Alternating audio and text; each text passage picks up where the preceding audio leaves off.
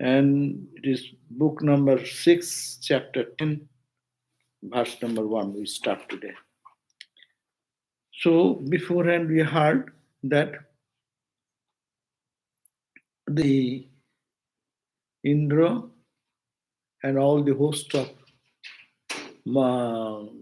gods were deprived from their kingdom by the Asura, the demon, Britra, so went to helplessly to Narayana, Hari, Bhagavan, and said that, please help us at this point. Who can help?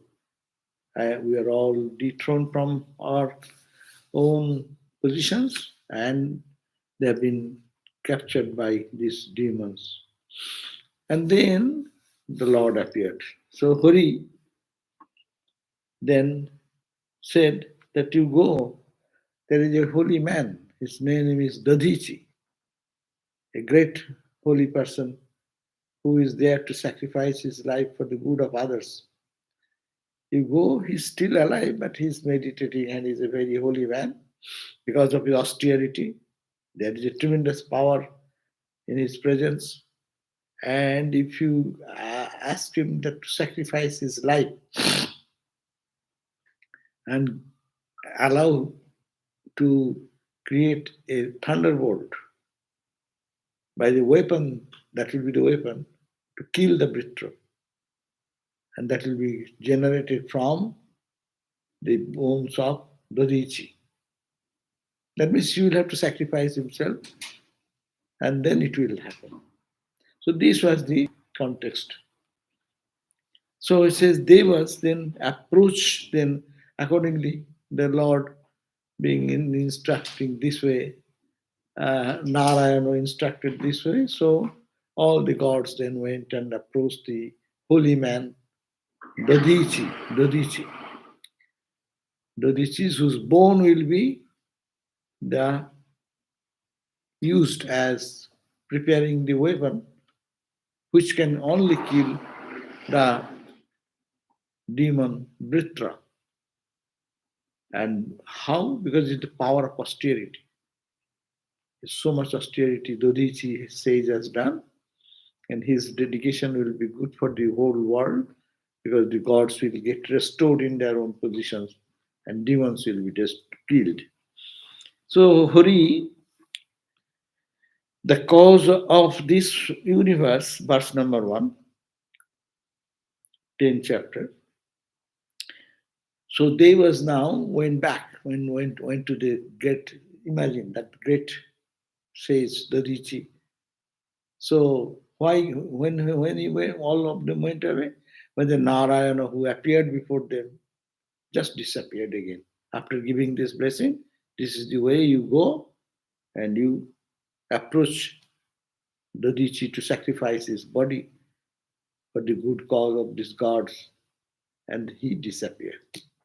So Hari, the cause of this universe, now disappeared from the sight of the celestials, means the gods, after having advised Indra in the way we just talked about. Now, all the Devas and Indra went to, and when the Devas approached the great sage Dadichi, they all went there and begged before the holy man and requested him as instructed, as Narayana instructed. Then he looked pleased and replied jestingly as follows. It's very special. You see, if someone comes to me, can you dedicate your life for our cause? You will die and then you will create a weapon out of your bones. How happy you will be. But, but he's a holy man. He does not care for his own health when he thought that will help the gods. So what he said, he justly replied, jestingly, O celestials, are you not aware of the intensely paralyzing fear that human beings have for death? You know, but we all are afraid of death. No one wants to die.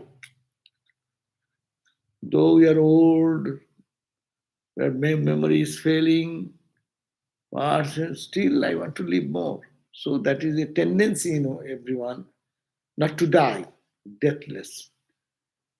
Jivas, individuals in whom love of life is instinctive. It is very instinctive for everyone. Any individual entity, right from insect to the tiger to the lion to everyone is afraid of dying. Human, king to the poor, everyone is afraid of that shall I die. So it is very difficult. And they cling to this dear body with passionate attachment. We all have that. So said, no, as a human being, everyone has, you are approaching me for dying, but everyone is born in as a human to subhuman, have one fear of losing the life, and death no one wants, no? So you know this. Then you are approaching me, just jokingly.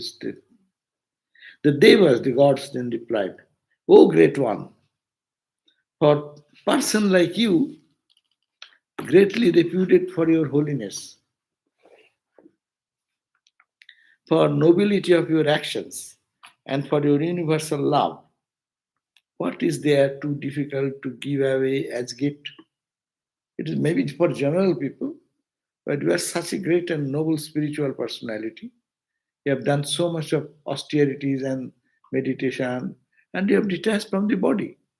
So, what is difficult for you to give up the body? You're jokingly saying me that everyone likes to hang on or cling on to the body. That's true. But you are not falling in the same category. You are a different category of person. Men who are interested only in their own well-being never understand the suffering of others. But if they did, they would never beg in this way as we are doing. So he says that others don't understand that everyone can give away everything when they know that when they know that this life is given for a good cause. No, the holy people can do that. Ordinary people, it is really so, clinging to the life and holding on to life, don't want to enjoy the world. Even if you cannot enjoy, to live, at least don't die. No. For their life, anyone can do anything for the protection of the life. So, men who are interested only in their own well being never understand the suffering of others. But you are a great soul. You understand our suffering of all the gods. All the gods' suffering means all the people who are ruled under us, they are suffering. Bad king, bad administrator, bad ruler of the country. So suffering is for the people who are subjects. So it is for the suffering of others. We are asking you to dedicate your life. No, so if they did, they would never beg in this way as we are doing. So men who are interested only in their own well-being never understand the suffering of others. We are gods, though, but we have clingingness to our own body. So we want to live, we want to rule, we want to go and maintain the uh, protect the three worlds. No, but the I don't understand your suffering. I am approaching you. Shall you give up your life? It is my selfishness, though. But this is for the good of others. That's one point. And also, you are not like us. I am asking that I will be king of the gods. So I will survive. I will rule the three worlds, and the king, the Britro, the demon, will be dead. We are selfish, but you are unselfish. So for you, it's nothing. Anyhow, and one who has the resources and inclinations to make a gift would never refuse to oblige. No? So you have a gift to give us. So you should oblige us with your blessings. Then the Rishi said, Rishi means the Dodhichi. Dodhichi said, I refused your request at first in order to hear from you what is dharma, the right course. You are gods. No, I am a human. The sage is a human being, no? And God has come to the human being asking for some help. So I am asking you, being gods, what is the dharma of a person? What is the right behavior should be? I shall now give up for your sake, because you have said that this life is for the good of others. No, that is the dharma. You said selfish people, they pray, don't see the suffering of others. But you are a holy man. You should see that we want to live on and rule the world, and it's for the good of the world. So you should understand our condition, and you should give up your body for our cause. So the Rishi said, I shall now give up for your sake this body, which one has to give up on one day, which one have to give up one day or another. Anyway, this body will not last long. It may be another year, I may die in another 10 years. It will die ultimately. So it is for the good cause if I give the life. Now I am preparing my mind, I will give you. All gods, those who do not strive for fame and attainment of merit to the sacrifices of this impermanent body, out of one's love of living beings, are liable to be looked upon with pity even by inanimate objects. That means those who strive for fame, even for fame and attainment of merit, they sacrifice this body, impermanent body. It will die anyway. And if it is given, people will say, oh, Dodishi is such a great soul. My name will remain, my fame will remain. And not only name and fame, it will be an illustration for the posterity. Everyone should be ready to sacrifice themselves for the good of others. As an example. So this reason, I am now ready to give up my body. The reason is very good. The body will go one day. This is one important point to all of us to understand. The body will go one day, or whether I like or dislike. It cannot stay for long. Maybe another 20 years, another 10 years, another 5 years, another one day, another 5 days. Who knows what? No? But it will go anyway. So if it is gone for the good cause, then you'll be remembered by other people. Your name will come, your fame will come. So at least you gain that benefit out of sacrifice. Whether you cannot retain it, but it is going away anyway. No one cares for the death of other people. But it's sacrifice for good of others, then people will remember. So that benefit is there. Therefore, the eternal path of virtue, followed by men famous for their holiness, consists in their feeling sorrow for the sorrows of others and joy for their joys. This is the great teaching, 9th verse. It says that it will be dharma. It is the dharma of, it says the etavan of etavan abhayo dharma, punna slokoir upasita. Those who have punna slok, who have good karma, whose mind is pure, they should think this way. This is the dharma. What is the dharma? What is the righteous action? Not sacrifice your life for the good of others. Swami Vivekananda said, unselfishness is God. Swami Vivekananda said in other places, you have given this life for your own selfishness. So many lives. Why not give one life for the good of others and God realization? That was Swami Vivekananda's call. You have, Hindus believe that we are born and again and again and again. So we have born like that hundreds of times before, thousands of times. And this life also will go away. So why not dedicate one life for the good of others and for God realization? So that's a noble cause. That idea is here in the Bhagavad. All these spiritual ideas are embedded into the teachings of this Mahabharata and Bhagavata, etc. That people live for themselves, but they will have to die one day. It's better to die for the good of others and for God realization. Meaningful giving up body, sacrificing body. Why, see, our Ramakrishna order is a monastic organization, Sarada Mott, women's organization. How many? 8.4 billion of people. Why not many people come to join and dedicate their life? Difficult, so difficult. Everyone dies, everyone will die, everyone will lose their name. But giving the life for others, giving the life for God, you will find very few people. In the Bhagavad, in the Gita says, uh, there is Manushyanam Sahasreshu. Among the people of thousands and thousands of people, Kashchit Yatati Siddhai. Rarely 1 or 2%.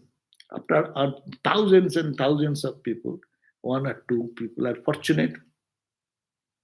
They try to know God, to dedicate their life for God realization, for the service of others. So this is only rarely few. And those who are practicing, even of thousands and thousands, 1 or 2, be inclined to God realization or inclined to self-sacrifice, in the path of self-sacrifice. Among them, only 1 or 2 can succeed in going to that goal of life, meeting the goal of life. That means it's very rare. That's why it's called very rare. That's why in your scripture it is said, Jad Harevo Birajit, Tad Harevo Prabhajit. Whenever your mind feels that this dedication, path of sacrifice, path of God realization is highest, just jump. Don't delay. Again, mind will play a trick. Oh, no. How do you know it is mock or vairagya? That you have to know. Yes, so that's why vairagya when it comes. It is not emotional, momentary thing. That's also true. Many people do give up the world or attachment to the world. When? When being beaten by the world. Some relationship broke, somebody loved someone, and that person is dead, someone is suffering miserably. So momentarily they think, I don't need it anymore. This world is so bitter. But that inside, if there is some hankering for the world, it will after some time again, it will push us into the world.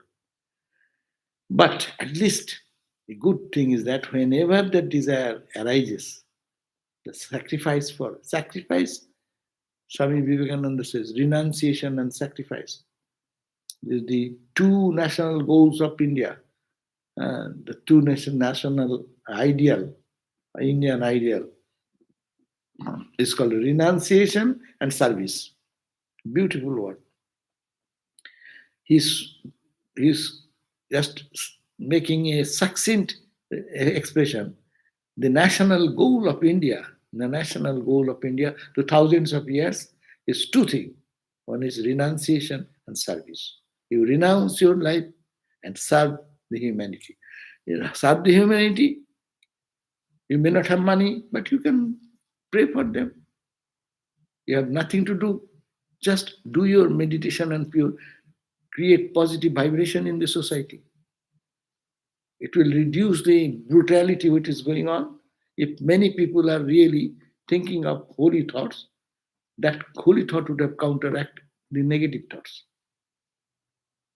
So that is the call, renunciation. And Bhagavat is giving that in the ideal of when the Dodichi, the sage, is saying life will go in one day or other.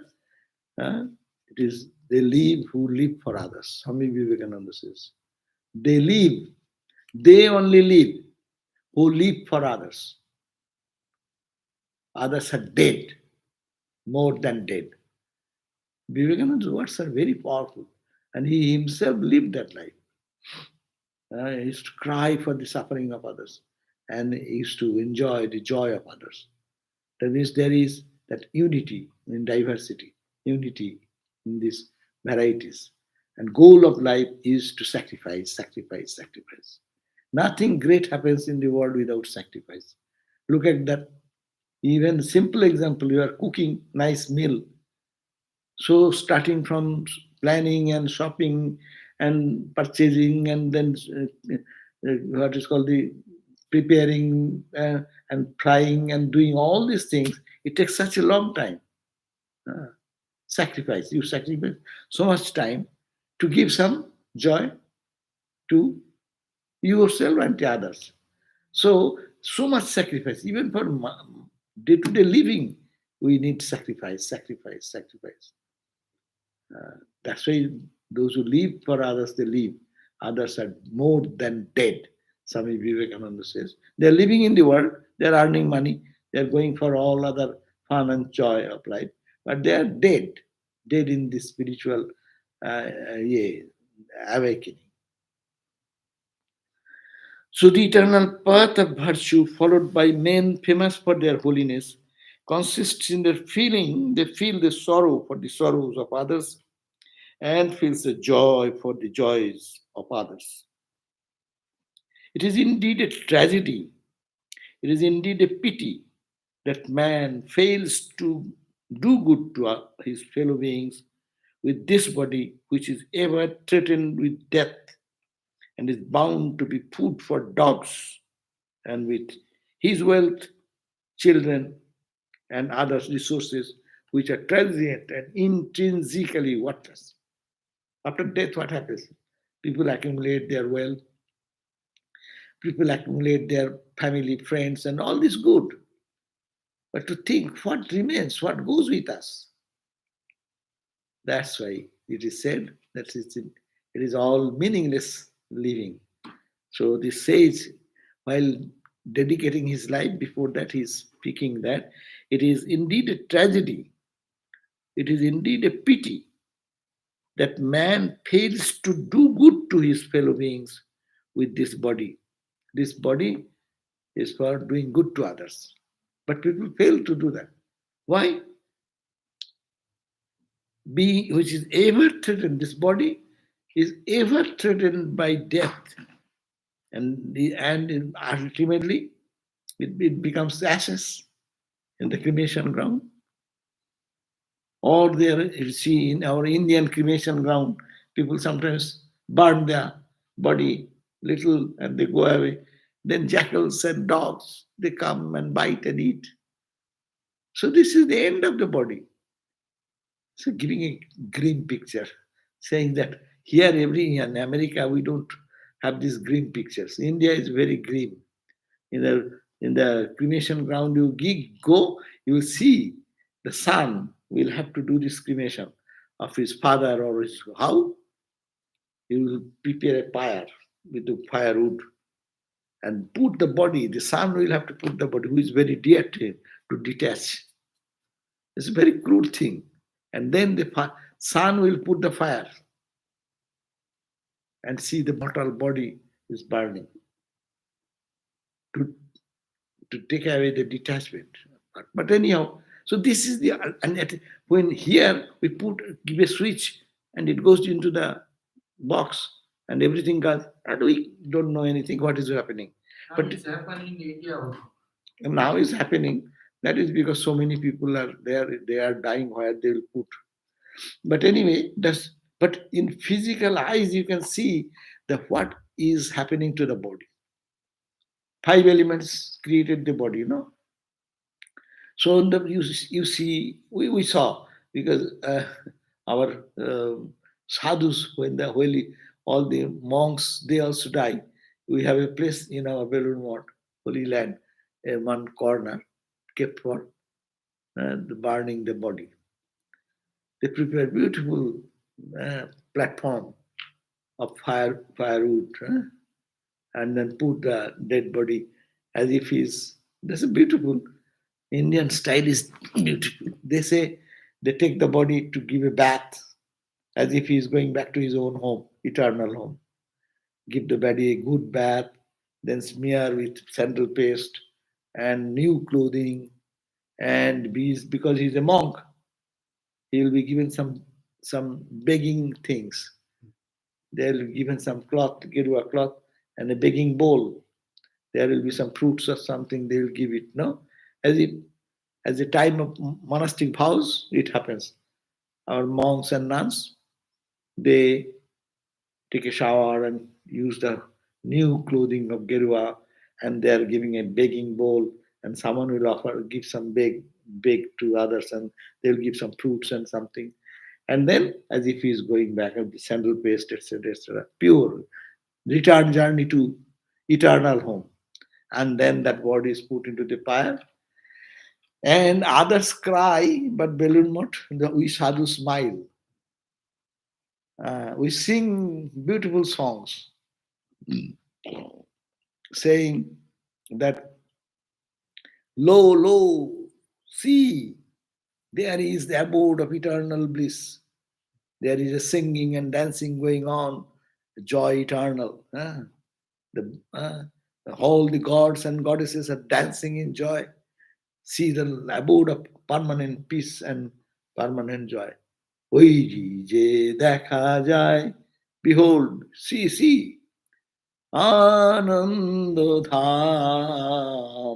Anandodham, the abode of infinite bliss. Anandodham, Apurva Shovana, is beautiful, shining.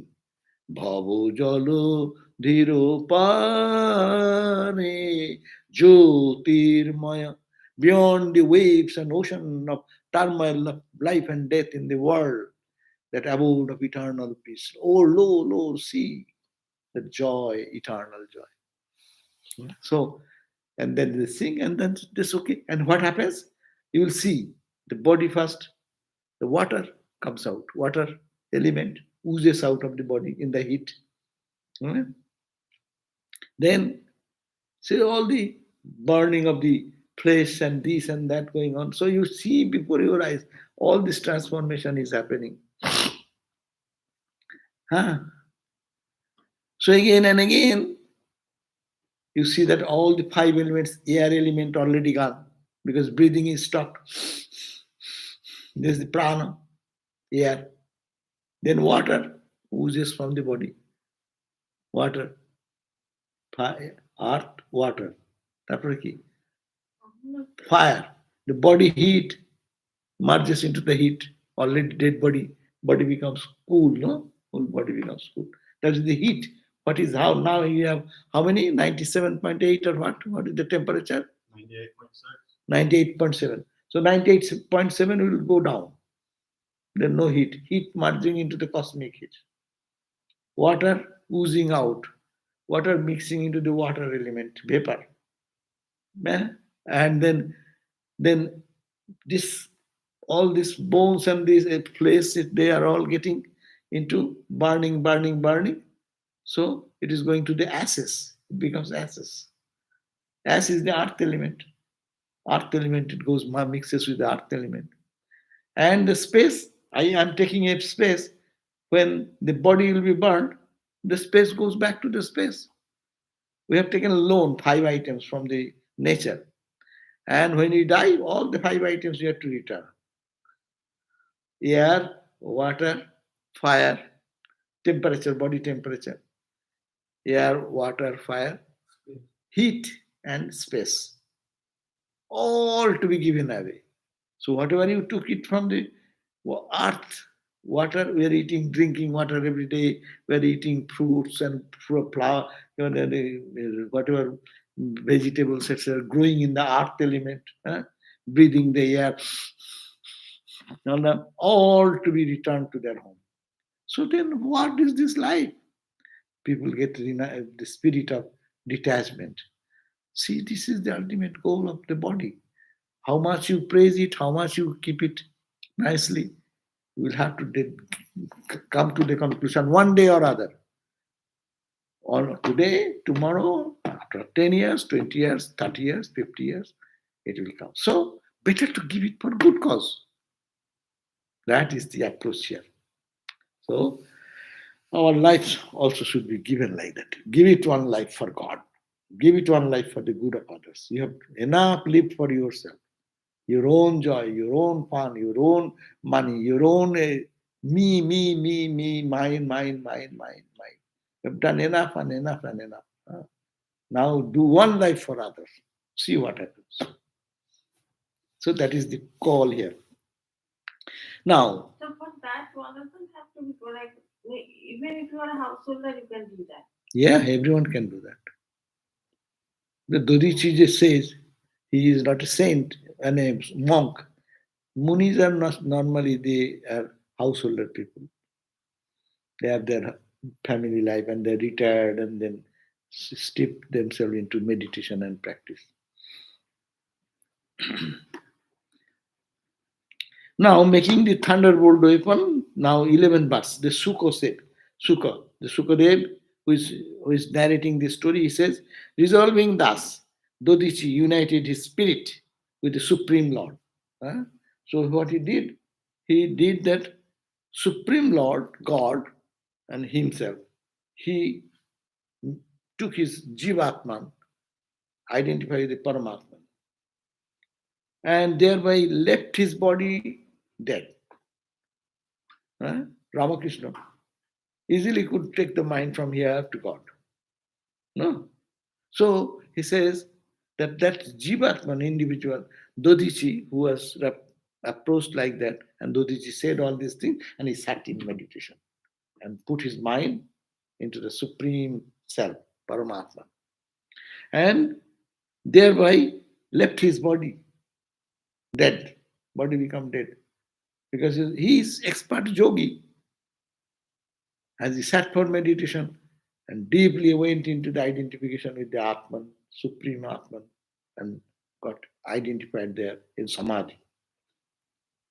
With the senses, pranas, mind, and intellect controlled, and which is consciousness concentrated exclusively on the reality. He withdrew his all identification with the senses, eyes, ears, etc., mind, controlling the prana, breath of the prana, and at that time it becomes kumbhaka, no breathe out and in. At the time of death, what happens? Breath stops, no? And he did it because he's a yogi. By the will force, he stops his prana, connection with the external world, and mind fixed in the Paramatman, and he left the body. He broke all bonds through supreme yoga and left his body without even being aware of his passing away. Because that is the yogi's beauty. They need not have to feel, oh, aches and pains and this and that. In one stroke, they pull out the mind and put in God. Those who can do good meditation, they can do, no? If you are a good meditator, then you can just, your aches and pains and something going on in the body, just you pull your mind and put in God, that's all. So, your bodily pain, you will not feel it. So, he is a perfect yogi. So, controlled his prana, all the senses organs withdrawn, and the mind set into the consciousness of the Paramatman, identified there, and left the body. And now, body now available, but you have to create a thunderbolt. Who will do that? We need some engineer. God's engineer, his name is Vishwakarma. He's a renowned engineer in the heavenly abode, celestial abode. Hindus say his name is Vishwa, means the world, karma means who created, or he engineered. God did with the help of engineer, no? Everyone says, build a house here. Who does? Engineer plans, then other workers come. So here, great engineer is Vishwakarma.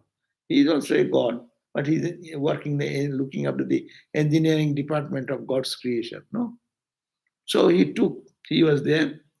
Vishwakarma made the thunderbolt weapon with the bones of the great Rishi. And Indra, then endowed with the power of the Lord, took it up. Armed with it, seated on his elephant carrier, Oiravata, he shone amidst celestials and rishis who sang his praise, expressing the joy of all the three worlds. No?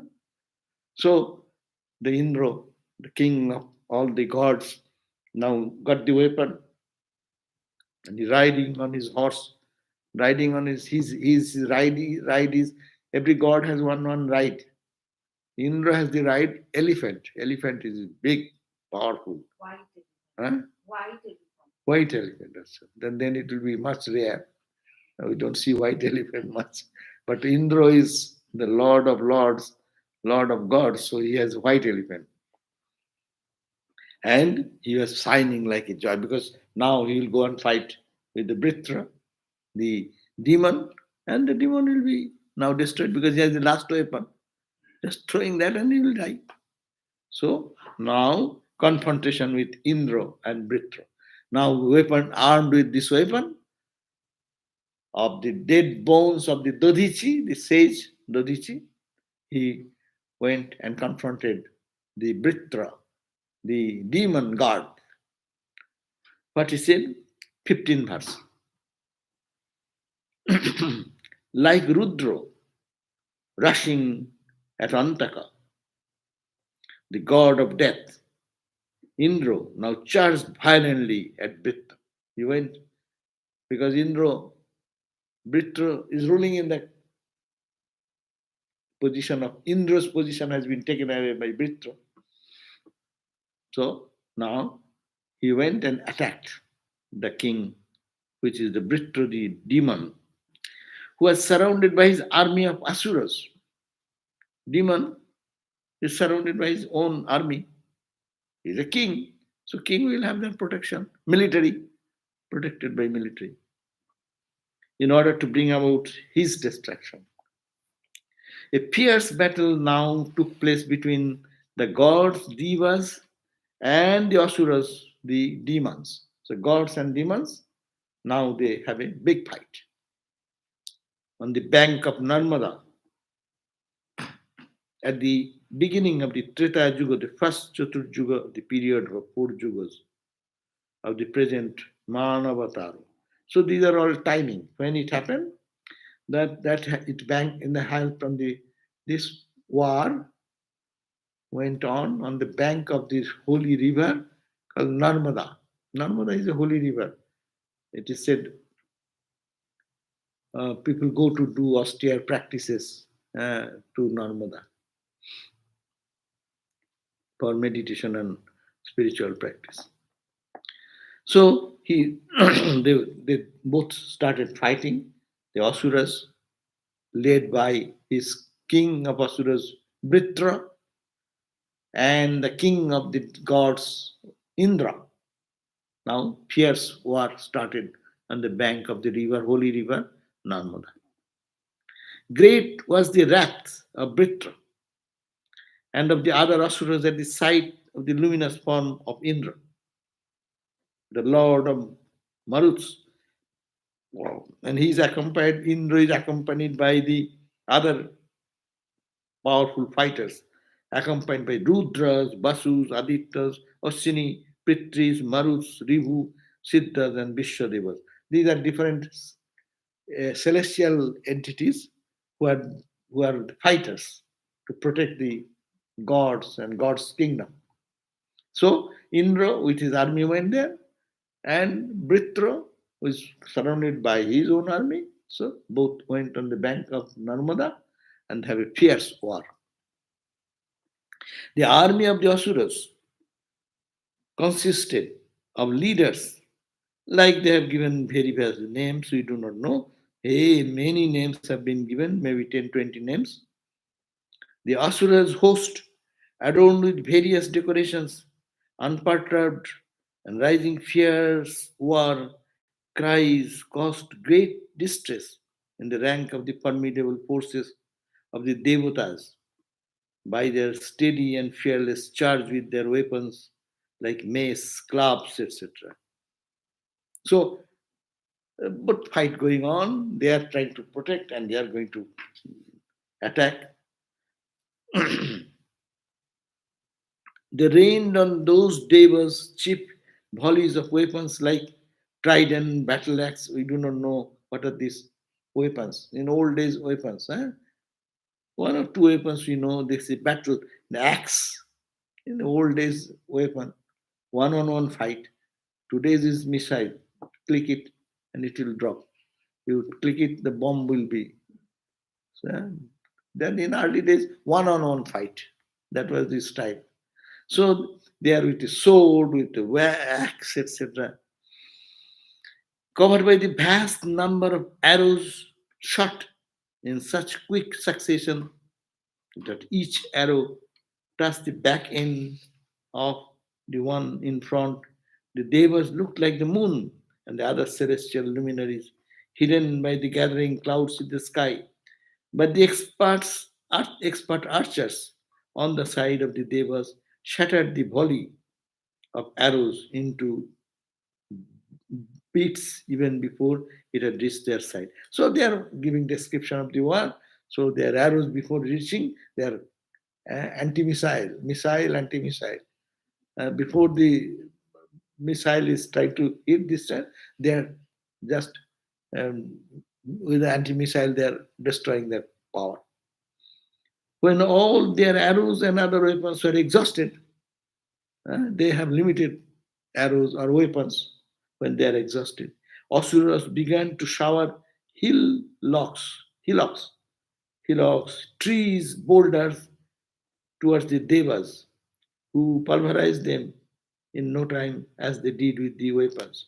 So, weapon versus weapon, and now they wanted to throw stones and trees and like that in Asuric power.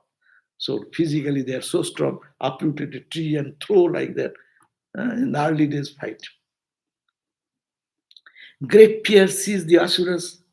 The gods are now powerful, more powerful. So seized the followers of Britra. And they saw that no, not even a scratch was caused on the bodies of the gods by all the weapons, the trees, hillocks, boulders darted at them. So Asuras did through so many things, but no one was injured on the side of the gods. Just like the vulgar and harsh words used by silly men at high souled spiritual personage, all attacks that the Asuras directed at the Devas recoiled ineffectively. So they become all effectless and the gods all remain undisturbed. There are questions. Uh, well, finish this war. 29 verses. The ungodly Asuras who had no faith in the Lord God Hori now found that all their previous strength was absorbed by their enemies. No? So these Asuras, they have the power, but they are not devoted to God.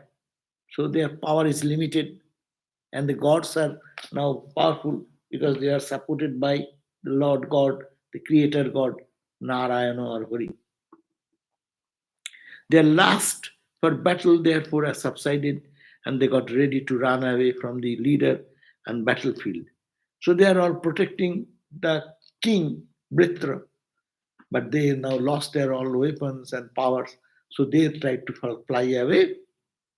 The courageous and intelligent Britra, on finding his defeated and terror stricken followers ready to take to their heels, smiled and addressed them.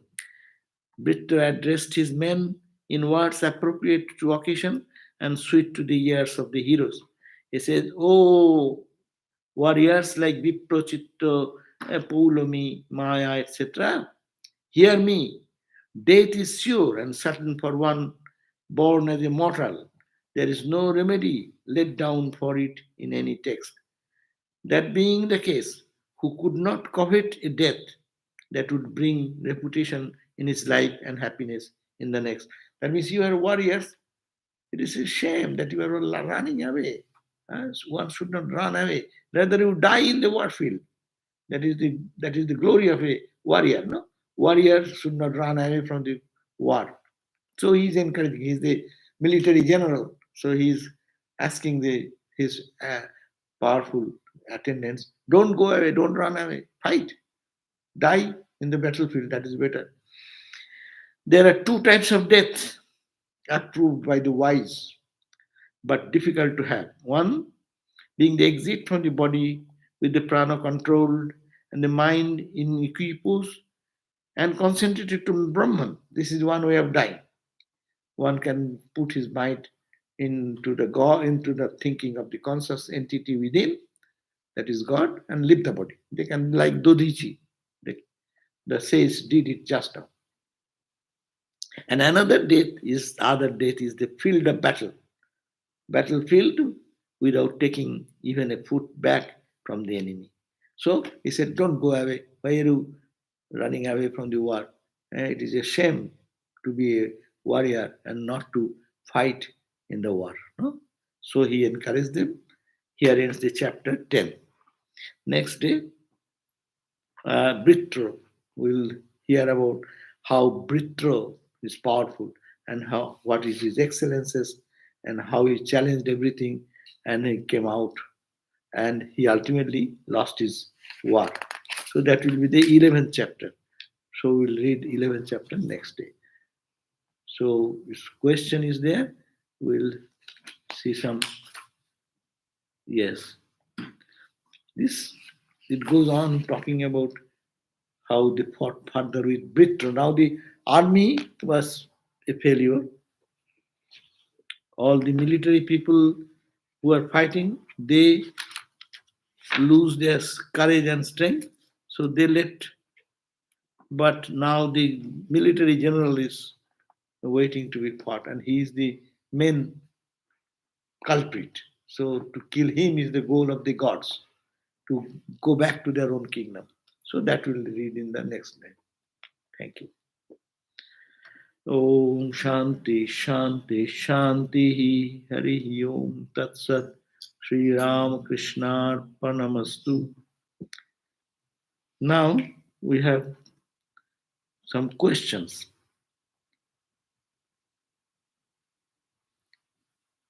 What is the best way to pray for someone? What is the best way to pray for someone? Best way of praying that, oh Lord, that person is suffering, so do something so that he does not suffer or she does not suffer. He is in distress, oh Lord, please remove the distress and suffering from his or her life. This may be the normal prayer, but better prayer will be said, please do what is good for him. Oh Lord, please do. He is suffering, he is in difficulty. What will make his this life and afterlife better? You take such step and do something like that. Not to dictate God what to do. We may say, according to my opinion, someone is suffering, we can say, oh Lord, please help him or her so that he does not suffer. That's a good prayer. But ultimately, we'll have to say, I do not know anything, but I want this, that he should not suffer. But you know, you take care of it and you do what is best for his spiritual growth, his material life, spiritual life, how he will be perfectly established in his own peaceful state. Is suffering eternal? Is there any Upanishadic statement about suffering?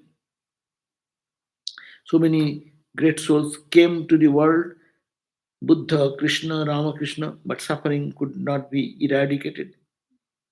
That's true. Is suffering limited? No.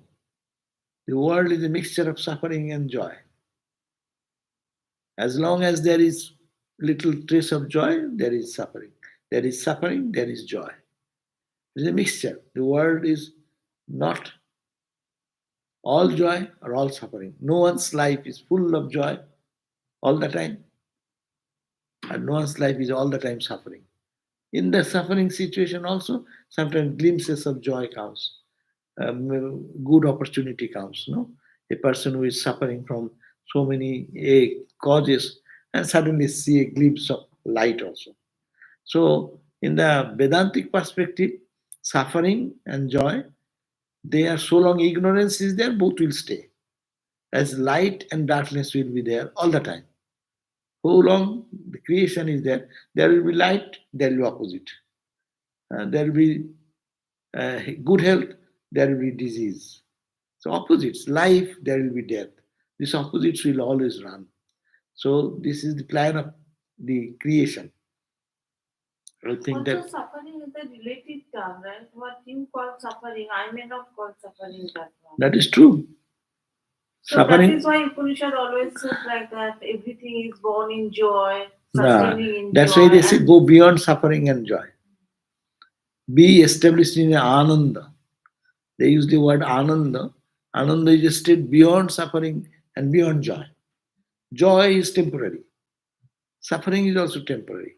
Suffering goes and joy comes and joy goes, suffering comes, suffering. It's a like rotating thing. We are not to be in the cycle of neither joy, neither suffering, but we have to go beyond, which is the absolute unchanging. So that is the goal. And so long we are in the world, there will be this duality, joy and suffering, suffering and joy, birth and death, disease and health. All this will be there.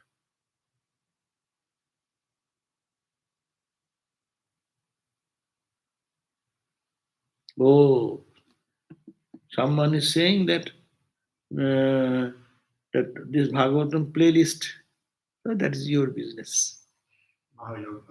Uh, oh, why it is not done? Mahayogananda takes care of all of that. It Uh, hasn't been being done for 7 months. but it can be done easily. He takes care of it with all the other videos. I don't know why he's not doing this one. Oh. So anyhow, playlist is not there. That is true, but we'll talk about that and see what can be done. Another question, how can one reconcile personal planning with the understanding that it is ultimately the Divine Mother's plan unfolding? It is here, your question is personal planning and God's planning. No, this is the personal planning is our own effort. I will do this, I will go, I'll go, I'll work, I'll meditate. Uh, these are our own planning. I think this is good for me, I will do this. God's planning, what is to happen, that happens. But it includes our own effort. It is a question, it's called self-effort versus God's will. Self-effort is also God's power. God has given us certain range of strength to determine what shall I do. God is not telling me to end the class at 5:40 or 5:50. Not. We have little freedom, and that is His power given to us. Ramakrishna gave the example that a cow is tied to the some hole, so a little peg, and the cow can eat the grass either here, either there, or it can finish here. It is the wish of the cow. That is the God given us the power. When you are driving, God does not come to tell you, hey, drive in the fastest lane. Hey, now turn into the third lane. He does not say. But God has given you brain. That means that much power already given to you. It is God's power. So what we say, our effort, that is also God's power, but we have to exercise that. Ramakrishna gave the example, if the cow does not finish the grass within the range which has been already given, So the cowherd boy does not come, extend the cord, or take it to a place where there is more grass. Similarly, God has given us, all of us, given some intelligence. Decide what to do, what is good, what is bad. If it is fully exhausted, then God gives more power, more understanding. So, but everything is God's plan. But as your question is, can one reconcile personal planning? Personal planning can be reconciled with God's plan. Why? We can say, oh Lord, please guide me. I am thinking this is the way to solve the problem. No, but you guide me. So I am surrendering to the bigger will. That is the better suggestion than the I am doing myself. Two ways are there. I am doing, or oh Lord, everything is done by you. I am not in a position to say everything is done by you. I know I eat, I don't eat. I know I go, I don't go. I know that I decide many things, not consulting with anybody. But when we consult with the higher power within, and then we do, gradually our action will be oriented in line with the God's will. That is when one becomes purified by meditation, by prayer, when mind becomes pure, and then that type of experience we will have. So, with reconciling our personal planning should be done, and at the same time, after planning, if we really surrender to God, then that surrendering, that God's power will be. And I cannot do anything further. Only I can plan. This is my planning, and we can say, "Oh Lord, this is my planning. You please help me to guide me to what will be the best." So there you can synchronize. So long our ego is there, it is difficult. Our ego only works. But if it is surrendering this way every day, then God's personality, God's wish can be manifested through our life. Okay, so thank you. So no more questions. Okay, thank you. Jai Ma, Jai Ma. We'll see you in the next time at 7:30. 6 o'clock is our prayer, and 7:30 will be our next class. Seta Sweta Upanishad, 7:30. Thank you. Jai Ma.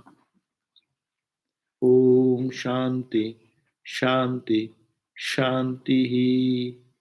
Hari Om Tat Sat Sri Ramakrishna.